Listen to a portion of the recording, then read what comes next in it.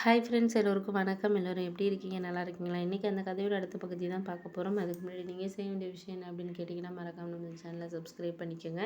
கீழே இருக்க பெல் பட்டனையும் கிளிக் பண்ணுங்கள். அப்போ தான் நான் போடுற வீடியோஸ் எல்லாமே உங்களுக்கு உடனுக்குடன் நோட்டிஃபிகேஷன் வரும். ஸோ மறக்காமல் சேனலை சப்ஸ்கிரைப் பண்ணிவிட்டு வீடியோ பாருங்கள் ஃப்ரெண்ட்ஸ். வாங்க நம்ம கதைக்குள்ளே போகலாம். அதுக்கப்புறம் நான் வந்து அம்மா அம்மா எல்லாருமே வந்து கொஞ்சம் மன்னிப்பு கேட்டாங்க அண்ணன்கிட்ட. அதுக்கப்புறம் அண்ணன் சொன்னேன், இது மாதிரி மன்னிப்பு கேட்டு என்னை வேறு மனுஷனாக ஆக்கிறாதீங்க, நானும் இந்த வீட்டில் ஒரு ஆள் தானே அப்படின்னோடனே, இல்லை நாங்கள் பண்ண தப்புக்கு தான் வந்து உன்னோட சூழ்நிலை என்ன ஏதுன்னு கேட்காம நாங்கள் பாட்டுக்கு ஒரு முடிவெடுத்தது தான் இன்றைக்கி நாங்கள் வந்து ஒரு விஷயம் அப்படின்னு சொல்லிட்டு அம்மாவும் ஃபீல் பண்ணாங்க. அப்புறம் வந்து சரின்னு சொல்லிட்டு அந்த எங்கள் அண்ணிக்கிட்டேயும் வந்து பேசினாங்க. நீ ஒன்றும் கவலைப்படாதம்மா, நீ எப்போதும் போல் சகஜமாக இரு, நாங்கள் வந்து இருக்கோம் உனக்கு எப்போதுமே சப்போர்ட்டிவாக. அம்மாவும் தங்கச்சியும் வந்து நாங்கள் சப்போர்ட்டிவாக இருக்கோம். நீ அடிக்கடி அவங்க வீட்டுக்கு போயிட்டு வா, ஒன்றும் பிரச்சனை கிடையாது, போய் பார்த்துட்டு வா.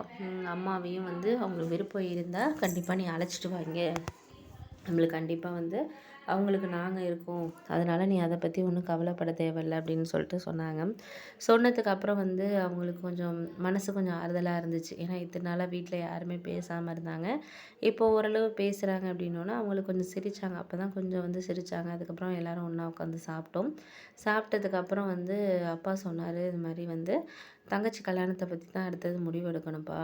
ஏன்னா வந்து மாப்பிள்ளை வீட்டில் வந்து நெக்ஸ்ட் வீக்லேயே வந்து நம்மளுக்கு நிச்சயம் பண்ணலாம், இன்னும் ஒரு 2 மந்த்தில் கல்யாணம் பண்ணிடலாம் அப்படிங்கிற மாதிரி சொல்லியிருக்காங்க. அவங்க என்ன எதிர்பார்க்குறாங்கங்கிறத இன்னும் வந்து நம்மக்கிட்ட எதையும் சொல்லலை. இருந்தாலும் வந்து நம்ம செய்கிறத செஞ்சு தான் ஆகணும். ஏன்னா வேலை பார்த்தாலும் பண்ணாலும் நாளைக்கு வந்து இது செய்யலை பண்ணலைன்னு சொல்லிடக்கூடாது. அதனால் முடிஞ்ச அளவுக்கு நம்மளால் முடிஞ்ச அளவுக்கு செய்யணும், அப்படி தான் நான் எதிர்பார்த்துக்கிட்டு இருக்கேன் அப்படின்னோடனே, அது உண்மைதான்ப்பா, நீங்கள் சொல்கிறது உண்மைதான், நம்மளால் முடிஞ்ச அளவுக்கு நம்ம வந்து இது பண்ணலாம், ஒன்றும் பிரச்சனை கிடையாது அப்படின்னு சொல்லிட்டு சொன்னேன். நகை தான் நீங்கள் வந்து ஒரு 20 பவுன் அளவுக்கு ரெடி பண்ணி வச்சுருக்கோம். நகை வந்து அது போட்டால் போதும். மற்றபடி மண்டபம் வந்து ஒரு நல்ல லெவலான மண்டபமாக தான் நம்ம பார்க்கணும். அதுக்கு வந்து என்ன பண்ணணும், அவங்கள்ட்ட என்ன சொல்லியிருக்காங்கன்னா, நிச்சயம் வந்து அவங்க பண்ணுறேன் அப்படிங்கிற மாதிரி சொல்லியிருக்காங்க. நம்ம ரிலேட்டிவ்லாம் வந்து அடுத்த வாரம் நிச்சயதார்த்தத்துக்கு நாள் பார்த்தாச்சு. நம்ம போய் கூப்பிடுற வேலையை மட்டும்தான் பார்க்கணும். அதுக்கு வந்து அவங்களே நிச்சயதார்த்தத்துக்கு வந்து ஒரு 300 பேர்கிட்ட வந்து அரேஞ்ச் பண்ணிக்கலாம் அப்படிங்கிற மாதிரி சொல்லியிருக்காங்க. சாப்பாடெலாம் அவங்க அரேஞ்ச் பண்ணுறேன்னு சொல்லியிருக்காங்க. அதுக்கேற்ற மாதிரி நம்மளும் வந்து 300 பேர்கிட்ட வந்து நம்ம ஒரு 100, 150 பேர்கிட்ட நம்ம ரிலேட்டிவ்ஸ் எல்லாம் கூப்பிட்டோன்னா வருவாங்க.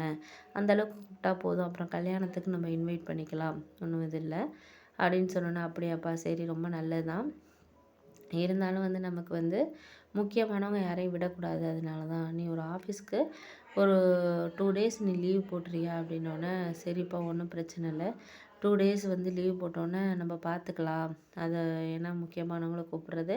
நீ ஒரு 2 டேஸ் லீவ் போட்டோன்னா அப்புறம் வந்து அவன் தம்பி வந்து ஒரு 2 டேஸ் லீவ் போட்டான்னா நாங்கள் மாற்றி மாற்றி வந்து போயிட்டு வந்து நம்ம கூப்பிட்டு போகலாம். ஏன்னா காரு நம்ம வந்து வெளியூரில் இருக்கவங்களெல்லாம் கூப்பிட்றது காரில் தான் கண்டிப்பாக போய் ஆகணும்.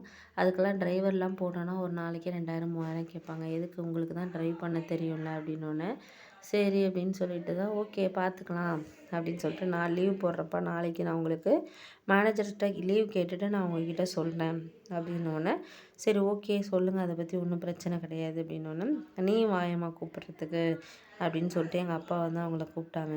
இருந்தாலும் வந்து அவங்களுக்கு என்னதான் இருந்தாலும் வந்து புது சொந்தக்காரவங்க அப்படிங்கிறப்போ நம்மளால வந்து எல்லாருக்குமே வந்து இருக்கிறது தான், நம்மளுக்கு டக்குன்னு வந்து இது பண்ண முடியாதுங்கிறது மாதிரி ஒரு விஷயம் இருக்குது.